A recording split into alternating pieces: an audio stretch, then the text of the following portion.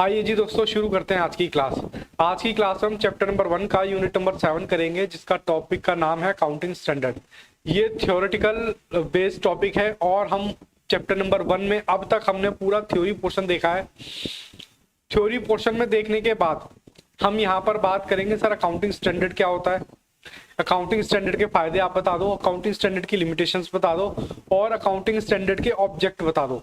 और ये accounting standard बनते कैसे हैं सर वो बता दो। गिनी चुनी इसमें 2 या 3 बातें ही आपको यहाँ पर पढ़नी पड़ती है। तो चलिए स्टार्ट करते हैं अकाउंटिंग स्टैंडर्ड। सबसे पहले मैं आपको रफ लैंग्वेज में समझाता हूँ अकाउंटिंग स्टैंडर्ड होते क्या है। अकाउंटिंग स्टैंडर्ड एक गाइडलाइन होती है, एक नोट्स होते हैं, एक हेल्प होती है जब आप किसी भी फाइनेंशियल स्टेटमेंट की अकाउंटिंग करते हैं। सर जैसे कि आपको क्लोजिंग स्टॉक का वैल्यूएशन निकालना है तो अकाउंटिंग स्टैंडर्ड आपको हेल्प करेगा क्लोजिंग स्टॉक का वैल्यूएशन कैसे निकाले। तो एक तरह की गाइडलाइन तो है। सर अमलगमेशन में परचेज कंसीडरेशन की एक आइटम होती है। जब 2 कंपनी आपस में मिल जाती हैं, हीरो और होंडा, तो उनका कंसीडरेशन निकाला जाता है। अब कहोगे सर कंसीडरेशन का मतलब क्या होता है। कंसीडरेशन आप इंडियन कॉन्ट्रैक्ट एक्ट में पढ़ चुके होंगे, तो वहां पर वही मतलब है कंसीडरेशन का कि बदले में कुछ रिटर्न करना। तो वो निकलता कैसे है वो भी आपको अकाउंटिंग स्टैंडर्ड 14 बताता है कि उसकी आप परचेज कंसीडरेशन कैसे निकालें। और भी बहुत सारे अकाउंटिंग स्टैंडर्ड हैं, जैसे कि रेवेन्यू को रिकॉर्ड कैसे करें। मान लो कोई कंपनी है फॉरेन ब्रांच में डील करती है, तो वो अपनी फॉरेन ब्रांच में करेंसी को कैसे कन्वर्ट करे, कौन सा एरिया या कौन सा वो एवरेज ले, तो वो भी आपको अकाउंटिंग स्टैंडर्ड गाइड करता है। तो बेसिकली अकाउंटिंग स्टैंडर्ड कुछ रूल्स हैं, कुछ गाइडलाइंस हैं जो आपको अकाउंटिंग करने में हेल्प करती है।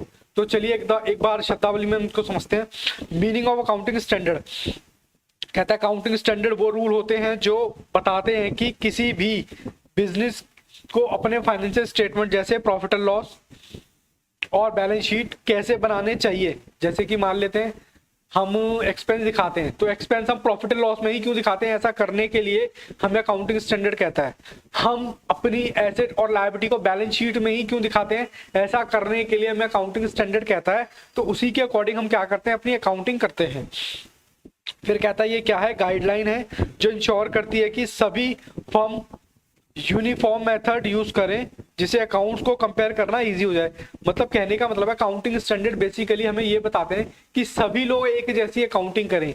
यूनिफॉर्मिटी मतलब एक जैसा लेके आए, जिससे आपको किसी दूसरी कंपनी से कंपैरिजन भी करना हो तो आप इजीली कर पाए, ताकि आपको पता तो रहे कि भाई इसने जो अकाउंट्स बनाए वो अकाउंटिंग स्टैंडर्ड के तहत ही बनाए हैं। फिर दूसरी कंपनी भी जो अपने फाइनेंशियल स्टेटमेंट बनाए वो भी किसके बनाए, अकाउंटिंग स्टैंडर्ड के तहत बनाए हैं। तो चलिए एक दो एग्जांपल इसमें देखते हैं। एग्जांपल नंबर 1, सबसे पहले एग्जांपल नंबर 1 है आपका AS10 जो प्रॉपर्टी प्लांट एंड इक्विपमेंट की बात करता है। बेसिकली जब आप कोई फिक्स एसेट खरीदते हो, चाहे इंडिया में खरीदो या फॉरेन से खरीदो, तो यहाँ पर PPE जो आपका AS10 लगता है वो आपको बताता है कि कौन सी कॉस्ट इंक्लूड होगी, कौन सी कॉस्ट एक्सक्लूड होगी और क्या क्या उसमें आएगा, क्या क्या नहीं आएगा। जैसे कि एग्जांपल के तौर पे देखें, अगर कोई कंपनी मशीन खरीदती है तो उसकी कॉस्ट में बच्चों क्या क्या चीजें ऐड होंगी। जैसे कि इंस्टॉलेशन चार्ज ऐड होंगे, फ्रेट ऐड होगा, टेस्टिंग एक्सपेंस ऐड होंगे। कहता है सारे के सारे ये ऐड किए जाएंगे। एक एग्जांपल लेते हैं, एक मशीन मान लेते हैं 1 लाख रुपए खरीदी, उसमें फ्रेट इतना है, इंस्टॉलेशन चार्ज इतना है, तो कहता है उसकी मशीन की कॉस्ट जो है 1,15,000 रुपए इसमें आएगी।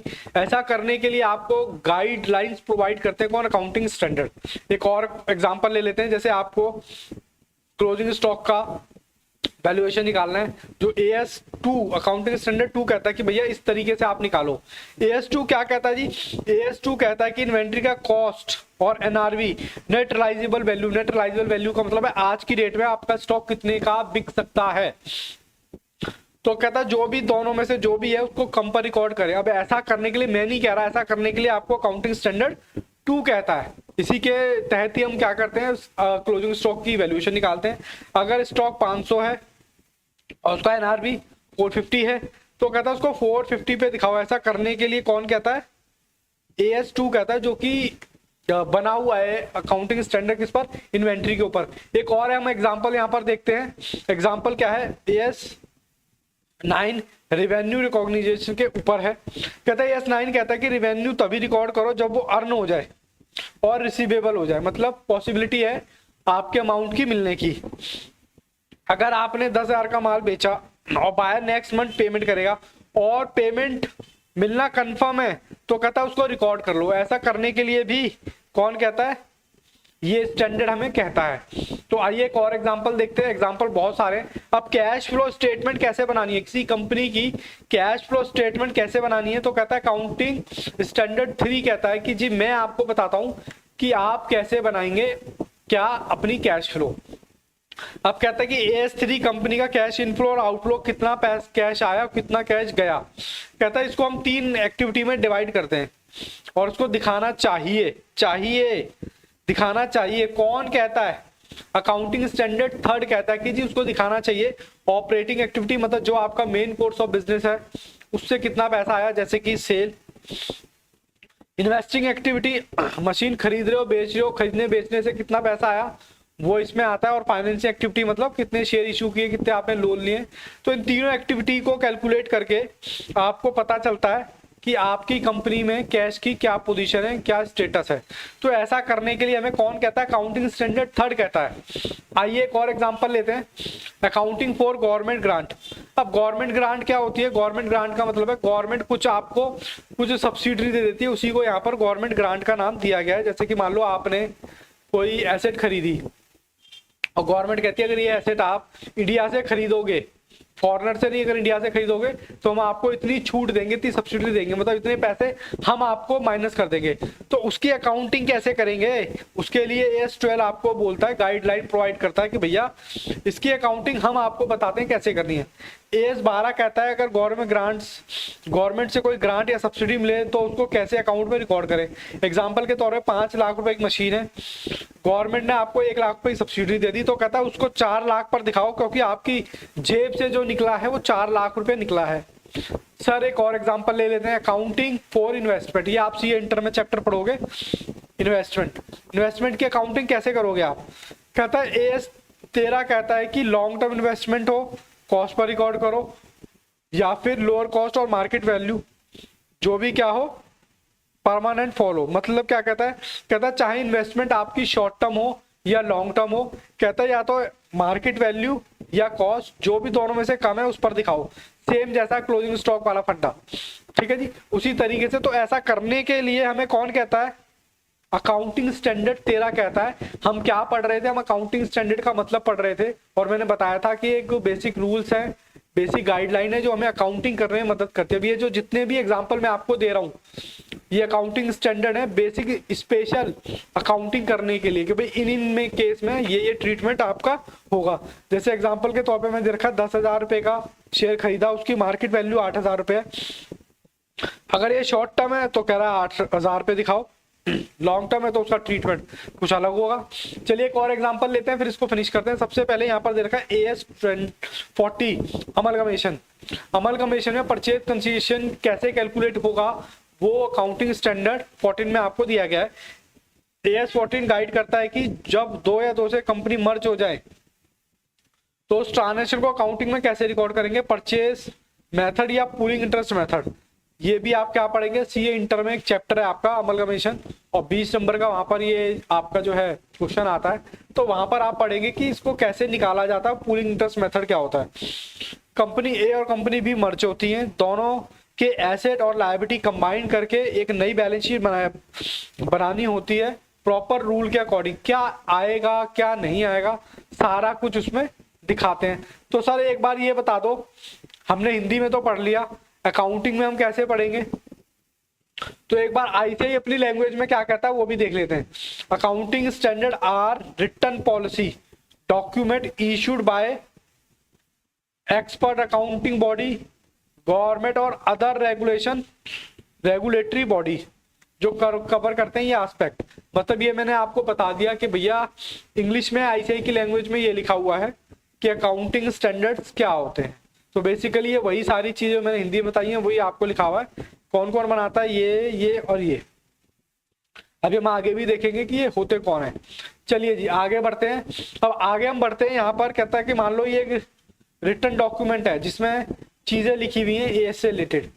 अब किन किन चीजों से रिलेटेड लिखी हुई हैं, मान लेते हैं आपको रिकॉग्निशन करनी है तो कहता है किसको रिकॉर्ड करें,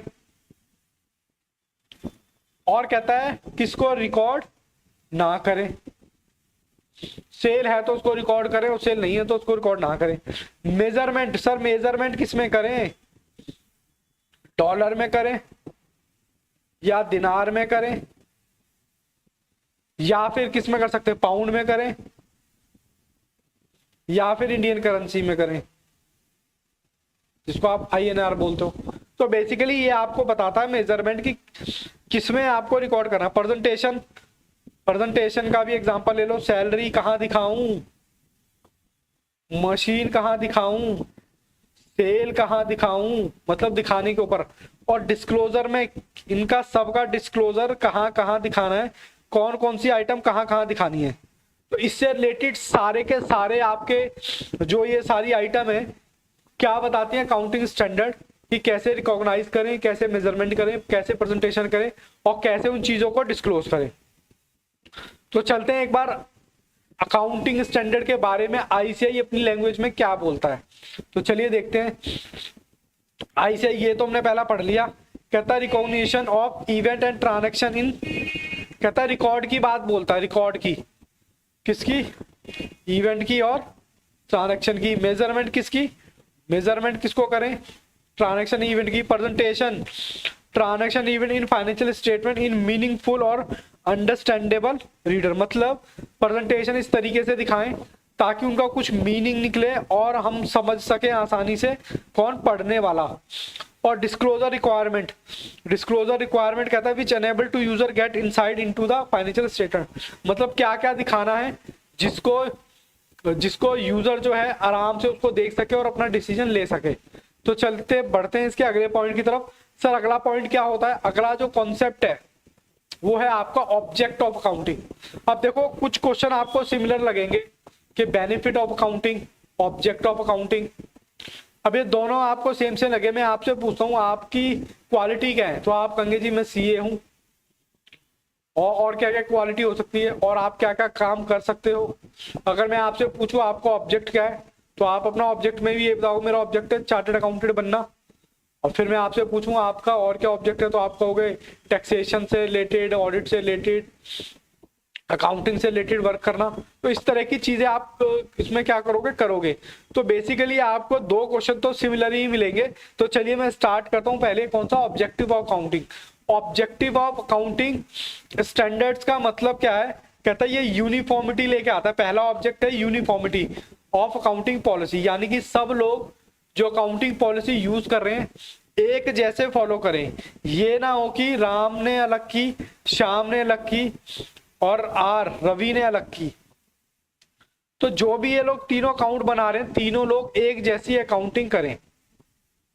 ये तीनों लोग क्या करें बेटा, एक जैसी अकाउंटिंग करें। जैसे एग्जांपल के तौर पे सभी कंपनी अपनी ट्रांजैक्शन को सेम रूल पर रिकॉर्ड करें, जैसे डेप्रिसिएशन का मेथड होता है, स्टॉक वैल्यूएशन करने का तरीका है। इससे क्या होगा, कंफ्यूजन नहीं होता और सबका अकाउंटिंग कंपैरेटिबल होता है, मतलब सब लोग एक जैसी अकाउंटिंग करें। ये पहला इसका ऑब्जेक्ट है अकाउंटिंग स्टैंडर्ड का, कि सब लोग एक जैसे अकाउंट्स बनाएं। ये नहीं कि कोई कुछ गवर्नमेंट फॉलो कर रहा है, कोई कुछ फॉलो कर रहा है। आइए जी दूसरा ऑब्जेक्ट है ट्रांसपेरेंसी आती है जी, मतलब सब लोग एक जैसी अकाउंटिंग स्टैंडर्ड फॉलो करेंगे तो उसमें क्या होगा, ट्रांसपेरेंसी आएगी। अकाउंटिंग स्टैंडर्ड श्योर करते हैं कि हर ट्रांजैक्शन को प्रॉपर तरीके से डिस्क्लोज किया है, कोई भी इनकम, एक्सपेंस या लायबिलिटी छुपाई ना रहे, छुपाई मतलब छुपी ना रहे। इन्वेस्टर और स्टेक होल्डर को क्लियर पिक्चर मिलती है। तो कहने का मतलब वही है, क्लियर पिक्चर मिलती है तो ट्रांसपेरेंसी रहती है, जिससे क्या होता है, डिसीजन लेने में मदद होती है। आइए जी आगे बढ़ते हैं। कंपैरिजन बिटवीन टू कंपनीज, आप कंपेयर कर सकते हो दो कंपनी के बीच में कंपनीज। जैसे कि क्या कंपैरिजन करना है भाई, कंपैरिजन आपको पता हमेशा दो लोगों के बीच में होता है, एक 12th का बच्चा है और एक CA फाइनल का बच्चा है। तो क्या आप इन दोनों में कंपैरिजन कर सकते हो क्या? नहीं सर, ये CA फाइनल का स्टूडेंट और 12th के स्टूडेंट में क्या कंपैरिजन, हाँ 12th का कंपैरिजन 12th से करो और CA फाइनल का कंपैरिजन CA फाइनल के बच्चे से करो। तो उसी के अकॉर्डिंग क्या होता है, ये चीजें होती हैं। तो कहने का मतलब ये है कि अकाउंटिंग स्टैंडर्ड का ऑब्जेक्ट है कंपेयर करना। सब लोग एक जैसी अकाउंटिंग करेंगे तो कंपैरिजन करना आसान हो जाएगा। जब सभी कंपनी एक जैसे स्टैंडर्ड फॉलो करती हैं तो उनके फाइनेंशियल रिजल्ट को कंपेयर करना इजी होता है। एग्जांपल के तौर पर रिलायंस और टीसीएस दोनों एएस फॉलो करते हैं, तो उनकी प्रॉफिटेबिलिटी कैसे कंपेयर करें वो इजीली आप कर सकते हो। ये भी ना हो कि भैया हम क्या कर रहे हैं, अलग अलग तरीके से अगर अकाउंटिंग कर रहे हैं तो जाहिर सी बात है अलग तरीके का प्रॉफिट निकलेगा। तो सही प्रॉफिट कैसे निकलेगा वो आपको यहाँ पर बताया गया है कि भैया अकाउंटिंग स्टैंडर्ड फॉलो करने से कंपैरेटिबिलिटी कंपेयर करने में इजीनेस हो जाती है। चलिए आगे बढ़ते हैं। आगे कहता है true and fair view of financial position. अगर हम अकाउंटिंग स्टैंडर्ड फॉलो करते हैं, अकाउंटिंग स्टैंडर्ड का ऑब्जेक्ट है ट्रू एंड फेयर। ट्रू मतलब सच्ची और सही, सच्ची और सही पिक्चर किसकी, एफएस की, फाइनेंशियल पोजीशन की। अकाउंटिंग स्टैंडर्ड हेल्प करते हैं फाइनेंशियल स्टेटमेंट को एक्यूरेट और फेथफुल मतलब भरोसेमंद बनाने में। जैसे पता चलता है कि कंपनी असली फाइनेंशियल पोजीशन क्या है, मतलब एक्चुअल चीज आपको पता चलती है जो कि किससे आती है, अकाउंटिंग स्टैंडर्ड से आती है। एक और हम देख लेते हैं, कहता है avoid manipulation as window dressing. Window dressing आपने 11th क्लास में पढ़ा होगा। लिमिटेशन कि विंडो ड्रेसिंग इजीली हो जाती है। अवॉइड मैनिपुलेशन, मैनिपुलेशन का मतलब है आप उसको कह सकते हो घपलेबाजी करना या चोरी चकारी करना, प्रॉफिट को बढ़ा चढ़ा कर दिखाना, बोगस प्रॉफिट दिखाना। अगर आप अकाउंटिंग स्टैंडर्ड की मदद से अपने फाइनेंशियल स्टेटमेंट बनाएंगे तो ये सारी चीजें क्या हो जाएंगी, ऑटोमेटिकली कम हो जाएंगी। तो अकाउंटिंग स्टैंडर्ड्स कंपनी को अपने हिसाब से नंबर्स मैनिपुलेट करने से रोकता है। जैसे कि 10 का 1 लाख बना दिया, 1 करोड़, 1 लाख का 1 करोड़ बना दिया, यानी कि मान लो 2000 रुपये खर्चा है तो इसमें मान लो 1 जीरो और बढ़ा दी। तो ये चीजें करने से रोकता है। बेसिकली ये कहता है जैसे ज्यादा प्रॉफिट दिखाना या हिडन लॉस को छुपाना। यस और नो, तो ये हमारे क्या है, ऑब्जेक्ट है अकाउंटिंग के। एक और पढ़ लेते हैं, कहता है लीगल कंप्लाइंस। अब लीगल कंप्लाइंस जैसे कि मैंने पहले लेक्चर में या पहली क्लास में आपको बताया था कि अकाउंटिंग की रियल लाइफ में क्या जरूरत है। आप जो प्रॉफिट एंड लॉस बनाते हो उससे निकलता है आपका प्रॉफिट, और इस प्रॉफिट पर होती है किसकी नजर, गवर्नमेंट की नजर। अगर आपने प्रॉफिट ही गलत निकाला है तो जाहिर सी बात है गवर्नमेंट जो टैक्स कैलकुलेट करेगी वो भी गलत निकलेगा। बोलो हाँ के ना। तो कहने का मतलब है कि ये प्रॉफिट कैसे निकालना और टैक्स की कैलकुलेशन कैसे करनी है ये भी आपको कौन बताता है, अकाउंटिंग स्टैंडर्ड। कहता है लीगल कंप्लायंस फॉलो होते हैं इससे इंटरनली और ग्लोबली लेवल पर। जैसे कि अकाउंटिंग स्टैंडर्ड फॉलो करने से कंपनी की रिपोर्टिंग लॉ के अनुरूप होनी चाहिए, इंटरनेशनल यूजर के अकॉर्डिंग होनी चाहिए। जैसे आप बताओ इनकम टैक्स एक्ट कैलकुलेट करेंगे, उसके कंपनी लॉ 2013 और बहुत सारे लॉ हैं, ठीक है ना। अब जैसे कि आप जो भी इसमें करोगे तो कहने का मतलब है अकाउंटिंग स्टैंडर्ड फॉलो करके लीगल कंप्लायंस भी ऑटोमेटिकली पूरी हो जाती है। ठीक है जी, तो मेरे को नहीं लगता कि इसमें आपको किसी भी तरह का कोई दिक्कत है। तो एक बार हमने जितना पढ़ा है ऑब्जेक्ट में वो मैं आपको एक चार्ट पे दिखा देता हूँ। मैंने लीगल कंप्लायंस ताकि लीगल रेगुलेशन फॉलो होते रहे, यूनिफॉर्मिटी मतलब एक जैसा, ट्रू फॉर सच्ची और सही, फ्रॉड को कम करता है, ट्रांसपेरेंसी आती है, और क्या करता है कंपैरेटिबिलिटी मतलब दो चीजों के बीच में आप क्या कर सकते हो, कंपेयर कर सकते हो। कंपेयर करने में आपको क्या हो जाती है, इजीनेस हो जाती है। चलिए बेटा आगे बढ़ते हैं। आगे का हमारा अगला टॉपिक है बेनिफिट ऑफ अकाउंटिंग स्टैंडर्ड। अब देखो यहाँ पर भी वही है यूनिफॉर्मिटी। पहला बेनिफिट क्या है, यूनिफॉर्मिटी इन फाइनेंशियल स्टेटमेंट या फाइनेंशियल रिपोर्टिंग में। यूनिफॉर्मिटी मतलब एक जैसी लोग क्या करते हैं, अकाउंटिंग स्टैंडर्ड करते हैं। हालांकि अब इसमें ज्यादा मुझे बताने की जरूरत नहीं है क्योंकि आप ऑलरेडी उसमें ऑब्जेक्ट में पढ़ चुके हो। अकाउंटिंग स्टैंडर्ड सभी कंपनी को एक कॉमन मेथड से अकाउंटिंग करने के लिए गाइड करते हैं। इससे सबकी फाइनेंशियल स्टेटमेंट कंसिस्टेंट मतलब लगातार होती है। और एग्जांपल क्या कहता है टाटा मोटर्स और महिंद्रा दोनों AS 10 फॉलो करते हैं, तो उनकी फिक्स एसेट की रिपोर्टिंग जो है AS 10 के अकॉर्डिंग ही होगी, कॉस्ट प्लस इंस्टॉलेशन। बोलो हाँ के ना, ये तो आपने पहले भी पढ़ लिया था। आगे बढ़ते हैं कंपैरेटिबिलिटी, ये भी आपका सेम है। कंपैरेटिबिलिटी मतलब दो कंपनियों के बीच में कंपैरिजन करना। जैसे कि जब सभी कंपनी सेम स्टैंडर्ड फॉलो करती है तो उनकी को कंपेयर करना इजी हो जाता है। एग्जांपल के तौर पे रिलायंस और इन्फोसिस दोनों AS2 हमारा स्टॉक से रिलेटेड होता है, इन्वेंट्री का वैल्यू रिपोर्ट किया जाता है। तो कहता है ग्रॉस प्रॉफिट मार्जिन को आप क्या करते हो, कंपैरिजन कर सकते हो दोनों कंपनी का, रिलायंस का भी और इन्फोसिस का भी। बोलो हाँ के ना? हाँ सर बिल्कुल ठीक है। उसके बाद है ट्रांसपेरेंसी और बेटर डिस्क्लोजर। ट्रांसपेरेंसी जैसे कि मैंने बताया कि ट्रांसपेरेंसी रहती है, मतलब कुछ भी क्या कहते हैं अलग नहीं रहता, जो भी है सच है आपके सामने रहता है। तो कहने का मतलब है कि अकाउंटिंग स्टैंडर्ड इंश्योर करते हैं कि सभी इंपॉर्टेंट इंफॉर्मेशन प्रॉपरली डिस्क्लोज किया जाए। एग्जाम्पल के तौर पे कंपनी डायरेक्टली फर्म से माल लेती है। अब देखो यहाँ पर कंपनी क्या करती है, डायरेक्टर की फर्म से माल लेती है, तो AS 18 के अंदर वो रिलेटेड पार्टी ट्रांजैक्शन है जिसको डिस्क्लोज करेगी किसमें, फाइनेंशियल स्टेटमेंट में। ठीक है जी, तो वो अपनी रिपोर्ट में क्या करेंगे, उसको प्रॉपर डिस्क्लोज करेंगे। आइए नेक्स्ट बढ़ते हैं। कहता है इसका बेनिफिट अकाउंटिंग स्टैंडर्ड का ये इन्वेस्टर जो यूजर्स होते हैं, हमने पढ़े थे यूजर्स क्या होते हैं।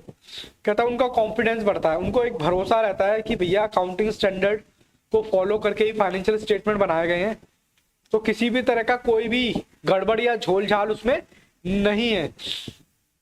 तो कहता है जी कॉन्फिडेंस प्रोवाइड करता है। कहता है जो इन्वेस्टर देखते हैं कि कंपनी की प्रॉपर स्टैंडर्ड फॉलो करती है तो उनका ट्रस्ट बढ़ता है, भरोसा बढ़ता है। भरोसा से तो आप भी जानते हो कि भरोसा क्या चीज होती है। वो कॉन्फिडेंट होते हैं कि कंपनी फ्रॉड नहीं कर रही। एग्जांपल के तौर पे एक फॉरेन इन्वेस्टर है, इन्फोसिस में इन्वेस्ट करता है क्योंकि उसके अकाउंट्स AS और IFRS के अकॉर्डिंग बने होते हैं, तो वो क्या कर सकता है, इस पर इजीली भरोसा कर सकता है कि भैया उन्होंने किसी भी तरह का कोई भी झोल झाल नहीं किया होगा। आइए जी आगे बढ़ते हैं। कहता है इसका बेनिफिट ये भी है कि prevention of manipulation of window dressing.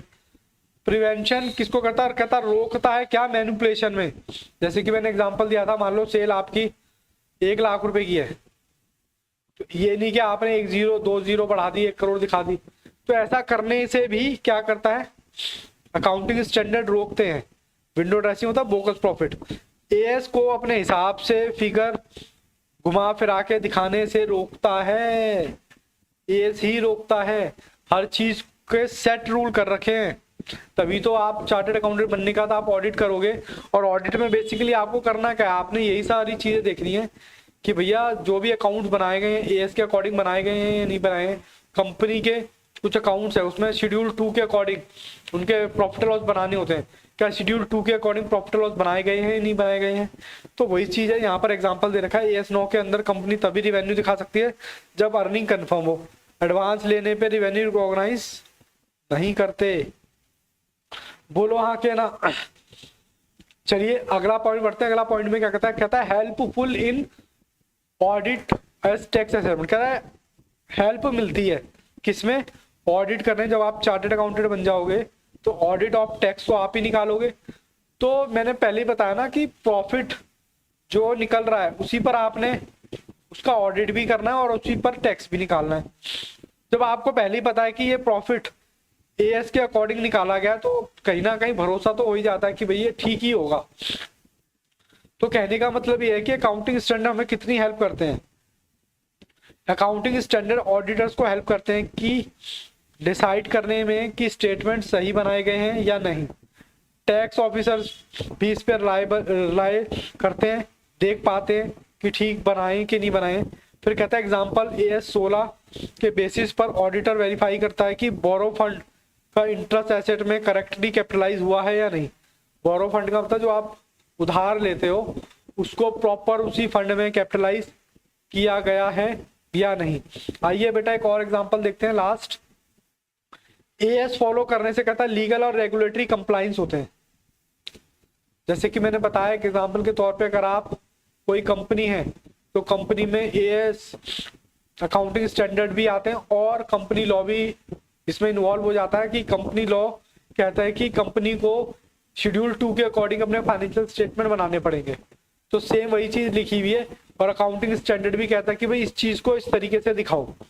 तो अकाउंटिंग स्टैंडर्ड कंपनी को लीगल ऑब्लिगेशन फॉलो करने में मदद करता है और कहता है कि सेबी MCA पेनल्टी से भी बचाता है। अगर मान लो आपने नहीं फॉलो किए तो सेबी अपनी पेनल्टी लगाएगा और एमसी अपनी पेनल्टी लगाएगा।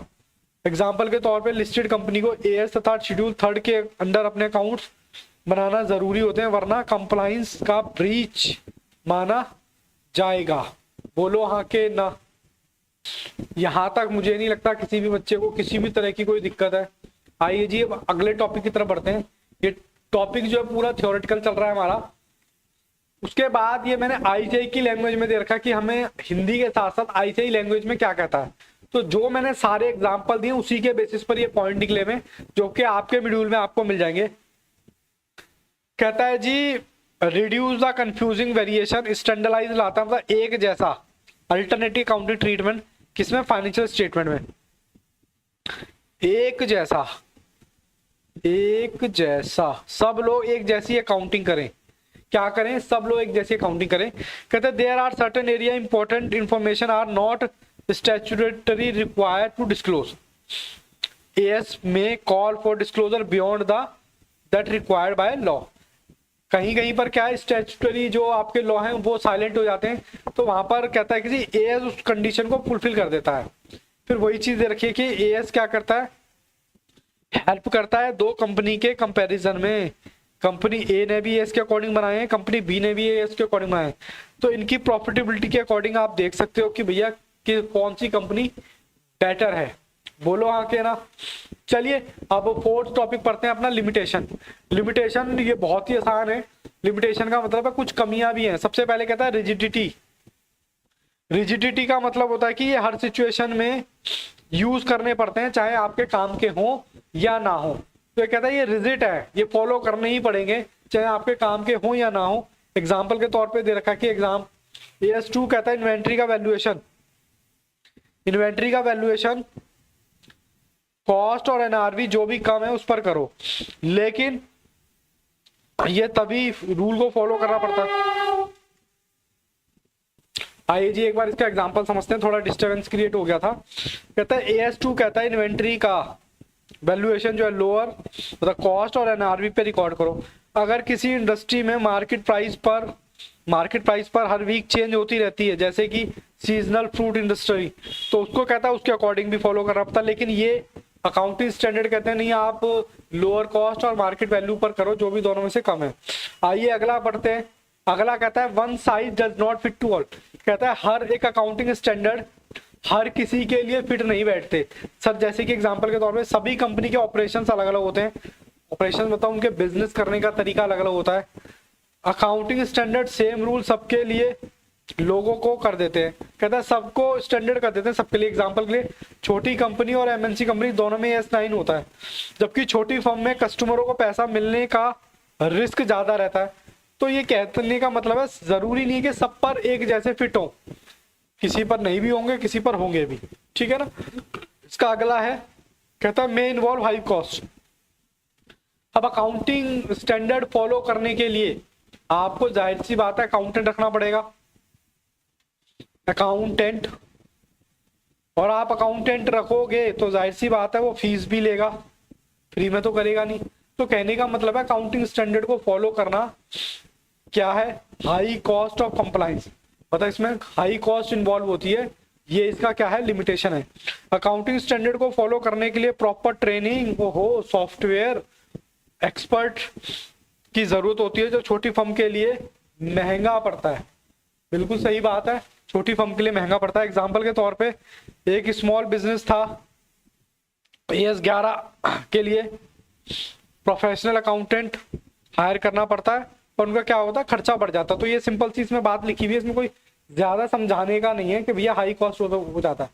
उसके बाद कहता है पॉसिबिलिटी टू डिफरेंट इंटरप्रिटेशन।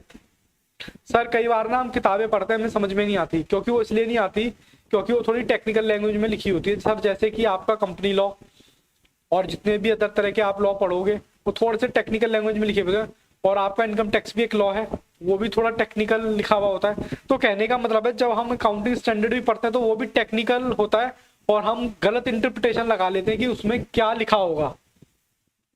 कुछ स्टैंडर्ड की लैंग्वेज टेक्निकल होता है जो अलग अलग अकाउंटेंट के लिए द्वारा अलग अलग तरीके से समझाया जा सकता है, यानी कि समझने का तरीका उसमें एक्चुअल में क्या लिखा हुआ है वो थोड़ा सा डिफरेंट हो जाता है। फिर कहता है एग्जाम्पल AS10 फिक्स एसेट में सिग्निफिकेंट कंपोनेंट। अब सिग्निफिकेंट कंपोनेंट का मतलब हम क्या निकाले, हालांकि आप सीए इंटर में पढ़ोगे अकाउंट्स में, AS10 के अकॉर्डिंग फिक्स एसेट में सिग्निफिकेंट कंपोनेंट का मतलब किसको आप सिग्निफिकेंट इंपॉर्टेंट कंपोनेंट माने।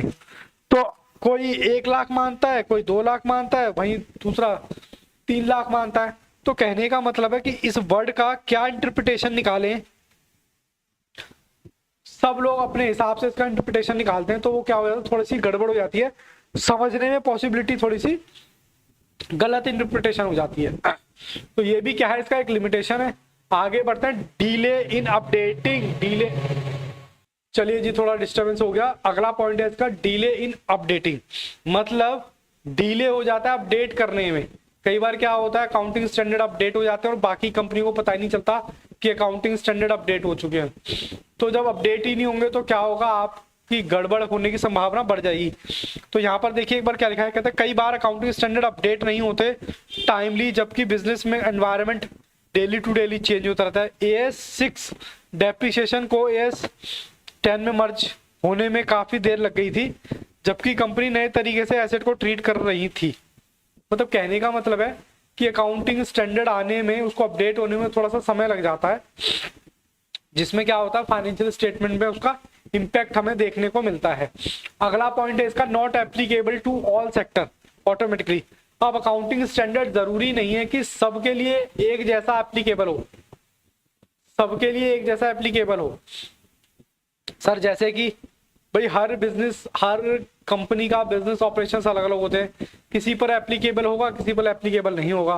तो कहने का मतलब है कि ये not applicable to all sector automatically, सब पे एप्लीकेबल नहीं होता। जैसे कि सभी accounting standard non corporate NPT यानी कि एनजीओ पर, प्रोप्राइटरशिप पर ऑटोमेटिकली अप्लाई नहीं होता।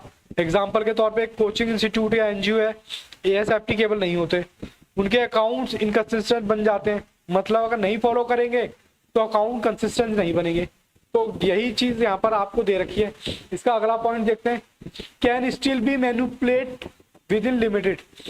कहता है यहाँ पर अकाउंटिंग स्टैंडर्ड से क्या होता है, विंडो ड्रेसिंग और मैनिपुलेशन के, कई बार आपने तो पढ़ाया था सर कि मैनिपुलेशन नहीं होते, लेकिन कई बार क्या होता है मैनिपुलेशन के चांसेस बढ़ जाते हैं। सर कैसे बढ़ जाते हैं एक बार देखते हैं।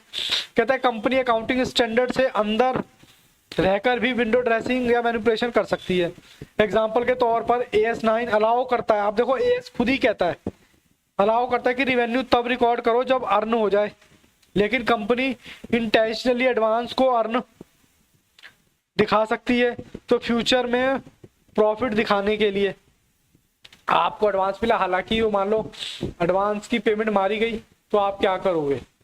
तो AS9 कहता है कि भैया उसको रिकॉर्ड कर लो, यस और नो। तो चलिए आगे बढ़ते हैं। आगे इसमें क्या कहता है, अब देखो इतना सब कुछ हमने यहाँ पर पढ़ लिया, हिंदी में एग्जांपल्स पढ़ लिए लिमिटेशन में, लेकिन हमें क्या करना है, ICAI की लैंग्वेज भी नजरअंदाज नहीं करनी है। तो मैंने ICAI की लैंग्वेज में आपको दे रखा है सिर्फ 3। कहता है डिफिकल्टी आती है choice between the different treatment. ICAI की लैंग्वेज में लिखा हुआ कि हर एक अकाउंटिंग स्टैंडर्ड डिफरेंट ट्रीटमेंट देता है, तो ये इसका लिमिटेशन है। कहता है AS कैन नॉट, इस पर आपका एक क्वेश्चन है, AS can not override the statue. मतलब लॉ और AS में अगर फाइट हो जाए तो लॉ जीतेगा, ऐसा यहाँ पर किया गया कि अकाउंटिंग स्टैंडर्ड ओवरराइड नहीं करेंगे किसको, लॉ को। इसका मान लो क्या हो गया, रिस्ट्रिक्टिव स्कोप हो गया। तो कहने का मतलब है इस पर आपको क्वेश्चन भी देखने को मिलेगा। और रिजिडिटी तो हमने पहले ही पढ़ लिया है कि फ्लेक्सिबिलिटी नहीं है, रिजिडिटी होती है। अब इतना सब कुछ पढ़ने के बाद एक और टॉपिक आपका बचता है फॉर्मेशन। ये अकाउंटिंग स्टैंडर्ड बनते कैसे हैं, एक बार वो भी देख लेते हैं। सबसे पहले concept number 5, formation of accounting standard. अब अकाउंटिंग स्टैंडर्ड कौन बनाता है, सबसे पहले ICAI ने 1997 में ASB बोर्ड की क्या की थी, स्थापना की थी, जिसको आप कहते हो बनाई थी, यस और नो। तो ASB स्टैंडर्ड बोर्ड का ही काम होता है बेसिकली क्या करना, अकाउंटिंग स्टैंडर्ड बनाना। हालांकि इस पे आपका क्वेश्चन भी है कि ASB की फुल फॉर्म बताओ, अकाउंटिंग स्टैंडर्ड बोर्ड। अब कहता है इसमें कौन कौन लोग होते हैं। सबसे पहले तो बोल दिया कि ASB के मेंबर चार्टेड अकाउंटेंट होते हैं। जो इसके रिप्रेजेंटेटिव होते हैं, मतलब चार्टेड अकाउंटेंट ही इसमें, कुछ लोग एएसबी बोर्ड में चार्टेड अकाउंटेंट ही होते हैं। और कौन कौन होते हैं सर? और गवर्नमेंट के लोग भी होते हैं, गवर्नमेंट रिप्रेजेंटेटिव, जैसे कि एमसीए के, सीएजी के और सीबीडीटी के, central board of direct tax, इसके भी लोग होते हैं जो इंश्योर करते हैं कि अकाउंटिंग स्टैंडर्ड को लीगल और टैक्स नॉर्म्स में साथ एलिज कर सके। इंडस्ट्री के लोग होते हैं, इंडस्ट्री कौन? FICCI और CII, ओशोशैम, ये कुछ इंडस्ट्री हैं। हालांकि ये आपको याद नहीं करनी है, मैंने एग्जाम्पल के तौर पे आपको दे रखी है कि इस इंडस्ट्री के लोग भी बिजनेस वर्ल्ड के पॉइंट ऑफ व्यू से रूल बनाने में, अकाउंटिंग स्टैंडर्ड बनाने में हेल्प करते हैं, जो कि मेंबर होते हैं एएसबी के। उसके बाद रेगुलेटरी बॉडी के मेंबर्स जैसे कि सेबी और आरबीआई के लोग भी होते हैं इसके अंदर। एकेडमिक और एजुकेशनिस्ट भी होते हैं, रिसर्चर भी होते हैं, और अदर एक्सपर्ट्स होते हैं जो किसी इंडिविजुअल सब्जेक्ट के एक्सपर्ट होते हैं, जैसे कि लॉ के, कुछ कंपनी लॉ के एक्सपर्ट होंगे, कुछ टैक्स के एक्सपर्ट्स होंगे, कुछ ऑडिटिंग के एक्सपर्ट्स होंगे, कुछ अकाउंटिंग के एक्सपर्ट्स होंगे, अलग अलग बिजनेस के एक्सपर्ट्स। कभी कभी स्पेसिफिक इशू के लिए एक्सटर्नल एक्सपर्ट या स्पेशलाइज को भी बुलाया जा सकता है। ठीक है जी। और तो ये कुल मिलाकर ये लोग उसमें क्या होते हैं मतलब मेंबर्स होते हैं। अब कहता है इसको बनाया कैसे जाता है, तो कुछ इसके पॉइंट्स दे रखे हैं। हालांकि मैं पॉइंट से नहीं बताऊंगा, मैं आपको डायरेक्ट बताता हूं कि सबसे पहले आइडेंटिफिकेशन ऑफ एरिया, मतलब आइडेंटिफिकेशन का मतलब है कि कहाँ स्टैंडर्ड बनाना है, किस एरिया में उसकी ज़रूरत है और कैसे बनाया जाए। जैसे आज की डेट में अगर हम बात करें तो डिजिटल एसेट ये लेक्चर आप देख रहे हैं, ऐसे ही बड़े बड़े टीचरों के भी लेक्चर्स होते हैं, तो वो उनकी क्या है, डिजिटल एसेट होती है। हालांकि ये ऑनलाइन अपलोड वगैरह होते हैं, तो डिजिटल एसेट होती है। तो कहने का मतलब है कि ट्रांजैक्शन भरने के लिए आईसीआई ने इस पर एक स्टैंडर्ड ड्राफ्ट किया है, आइडेंटिफाई करके कि भाई इस पर भी हमें डिजिटल एसेट पर भी क्या बनाना चाहिए, एक अकाउंटिंग स्टैंडर्ड बनाना चाहिए। कि सबसे पहले तो हमारे को एरिया पता हो, आइटम पता हो कि किस पर अकाउंटिंग स्टैंडर्ड बनाना है। जैसे यहाँ पर एग्जांपल दे रखा है डिजिटल एसेट। सर आइडेंटिफाई होने के बाद चलिए जी सेकंड स्टेज क्या है, कहता है formation of ASB, accounting standard board का नाम। आईसीआई एक स्पेशल बोर्ड है जो कि किसको बनाता है, एएसबी को बनाया गया है नई अकाउंटिंग स्टैंडर्ड के लिए। तो सेकंड स्टेप है कि आपने आइडेंटिफाई कर लिया एरिया, उसके बाद एएसबी बोर्ड को बना दीजिए। एएसबी बोर्ड क्या करेगा, अकाउंटिंग स्टैंडर्ड 22 जो कि अकाउंटिंग फॉर टैक्सेस और इनकम को बनाया गया था, ताकि डेफर्ड रेवेन्यू को, मतलब एएस बोर्ड बनाएगा बेसिकली। अकाउंटिंग स्टैंडर्ड बोर्ड बनाने के बाद क्या होगा, ये लोग क्या करेंगे, ये लोग एक ड्राफ्ट बनाएंगे। ड्राफ्ट मतलब कोई भी बिल, कोई भी लॉ बनने से पहले एक ड्राफ्ट होता है, उस ड्राफ्ट को बना के पब्लिक डोमेन में आपको डाल दिया जाएगा। फिर उस पर कमेंट्स वगैरह, फीडबैक्स वगैरह लिए जाते हैं। एएसबी अकाउंटिंग बोर्ड जिसमें परपोज रूल दिखाने होते हैं कि भाई हमने ये तरीके का हम अकाउंटिंग स्टैंडर्ड बना रहे हैं और इस एरिया पे हम बना रहे हैं। एक बार हमने पब्लिक डोमेन में डाल दिया, आप इसके फीडबैक हमें दीजिए, इसके पॉजिटिव और नेगेटिव फीडबैक हमें दीजिए, ताकि उनको देखते हुए हम क्या करें, उसको सही से अप्लाई कर सकते हैं। तो वही चीज है, फोर्थ स्टेप पब्लिक डोमेन में डाल देते हैं पब्लिक कमेंट के लिए, ताकि वो अपने क्या करे, अपने कमेंट्स बताएं सीए फर्म कंपनी और यूजर्स ES9 के अकॉर्डिंग अपना सजेशन देने के लिए। फिर उसके बाद क्या करते हैं, फाइनलाइज कर देते हैं, फाइनलाइज ऑफ स्टैंडर्ड, और उसमें थोड़े बहुत चेंज करके उसको क्या करते हैं, एक अकाउंटिंग स्टैंडर्ड बना देते हैं। जैसे कि आफ्टर चेंजेस ES90 का फाइनल वर्जन नोटिफाई किया गया था, मतलब अभी हाल फिलहाल में ES90 का वर्जन किया गया था। तो ये है इसकी। फिर उसके बाद बना के क्या करते हैं, इशू कर देते हैं बाय आईसीआई और notification by government. ICI issue कर देती है और कुछ अथॉरिटी जैसे गवर्नमेंट है उसको नोटिफाई कर देती है। अकाउंटिंग स्टैंडर्ड कंपनी के under ministry of corporate affair was notify करता है, तब लीगली क्या हो जाता है, वो एप्लीकेबल हो जाता है। जैसे कि AS10 इसी तरीके से क्या हुआ था, नोटिफाई किया गया था। तो कुल मिलाकर ये आपने देख लिया। हालांकि बहुत सिंपल सी चीज है कि कैसे बनता है और कैसे इसको अप्लाई किया जाता है। उसके बाद कहता है AS26 ये हाल फिलहाल में ये 26 इंटेंजिबल एसेट पर बनाया गया था, जब सॉफ्टवेयर वगैरह, पेटेंट वगैरह, ट्रेडमार्क वगैरह आए गए थे। तो कुल मिला के हमने ये सारी चीजें देख ली है, एक थोड़ी चीज देख ली है। हालांकि आपको ये याद करने की जरूरत है, एएस कितने हैं हमारे, हमारे एएस है 29, मतलब जो इंटर लेवल पर आप उसको पढ़ेंगे। कहता है एएस 6 जो है एएस 10 में मर्ज हो गया, एएस 8 जो है एएस 26 में हमारा मर्ज हो गया। अब ये पूरा चैप्टर हमने पढ़ लिया जो कि थ्योरेटिकल बेस था, और थ्योरेटिकल बेसिस पे ही हम क्या करेंगे, इसके एमसीक्यूज देखेंगे, ट्रू फॉल्स देखेंगे, जो कि इन्हीं से इंटरलिंक होते हैं और बहुत ही आसान है। तो यहाँ तक हमने अपना पूरा थ्योरेटिकल पोर्शन कर लिया है। चलिए मिलते हैं अब किसमें, अपने ट्रू फॉल्स के पार्ट में। आइए जी दोस्तों, अब करते हैं इसके true false. Accounting standard unit 7 का हमने पूरा चैप्टर पढ़ लिया है, उसके बेसिस पर कुछ ट्रू फॉल्स दे रखे हैं, वो हम यहाँ पर अब करने वाले हैं। तो चलिए स्टार्ट करते हैं। कहता है सबसे फर्स्ट, पहला, accounting standard are written policy document issued by the expert accounting body, by government or other regulatory body covering aspect of recognition, measurement, presentation, disclosure of transaction event किसका, फाइनेंशियल स्टेटमेंट का। अब बताओ ये true है या false है। इस पूरी डेफिनेशन में, हालांकि हमने अकाउंटिंग स्टैंडर्ड की डेफिनेशन भी देखी थी, मुझे तो कहीं भी ये डेफिनेशन इनकम्प्लीट नहीं लग रही, तो ये हमारा क्या है, ये हमारा ट्रू है।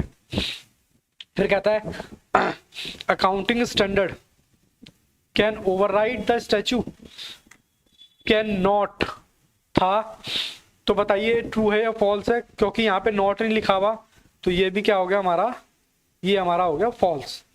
कहता है difficulty in making choice between different treatment is one of the benefit. कहता है ये डिफिकल्टी आती है चॉइस करने में कि अलग अलग अकाउंटिंग स्टैंडर्ड की अलग अलग ट्रीटमेंट होती है। कहता है ये बेनिफिट है अकाउंटिंग स्टैंडर्ड का, ये बेनिफिट में पढ़ा था या हमने लिमिटेशंस में पढ़ा था, जल्दी से बताइए सर। ये हमने पढ़ा था लिमिटेशन में,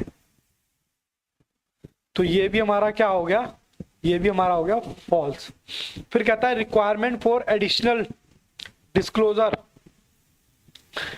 लिमिटेशन ऑफ अकाउंटिंग स्टैंडर्ड हमने कहाँ पढ़ा था ये, requirement of additional disclosure, additional disclosure हमने पढ़ रखा था किसमें, लिमिटेशंस में, सॉरी लिमिटेशंस में नहीं, बेनिफिट में पढ़ा हुआ था हमने।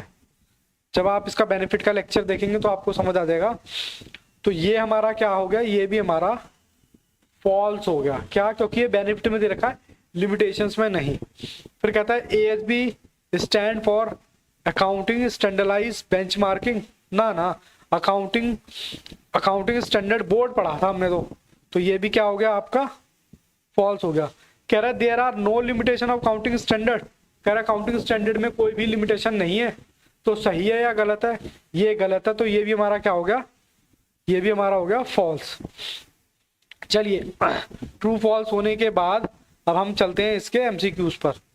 एमसीक्यूज क्या बोलते हैं, बेसिकली एमसीक्यूज क्या बोलते हैं, थोड़े से हमारे एमसीक्यूज हैं ये।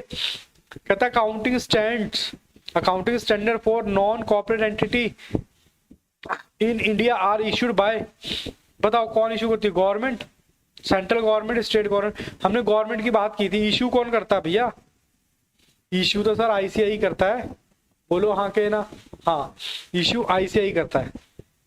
फिर कहता है accounting standards harmonise accounting policy eliminate the non comparative finance, harmonise का मतलब है एक जैसा, एक जैसा।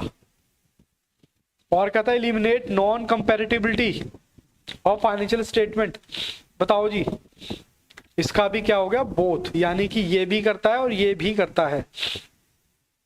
फिर कहता है आगे आपका, कहता है it is essential to standardise the accounting principle policy in order to ensure, कह रहा है अकाउंटिंग स्टैंडर्ड जो है, अकाउंटिंग प्रिंसिपल क्या करते हैं, ये इंश्योर करते हैं ट्रांसपेरेंसी, यस, और क्या करते हैं कंसिस्टेंसी लाते हैं, यस। तो हमारा आंसर क्या हो गया, बोथ, हमारा आंसर हो गया ये बोथ वाला।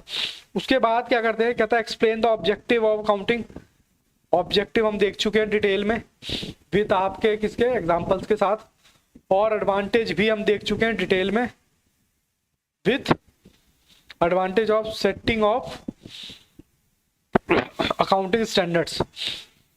ठीक है जी, और कोई क्वेश्चन, फिर वो आंसर शुरू हो गए। तो चलिए बेटा, हमारा ये चैप्टर यहाँ पे खत्म होता है। मैं आपसे मिलता हूँ नेक्स्ट क्लास में, तब तक के लिए all the best, take care, goodbye, bye bye.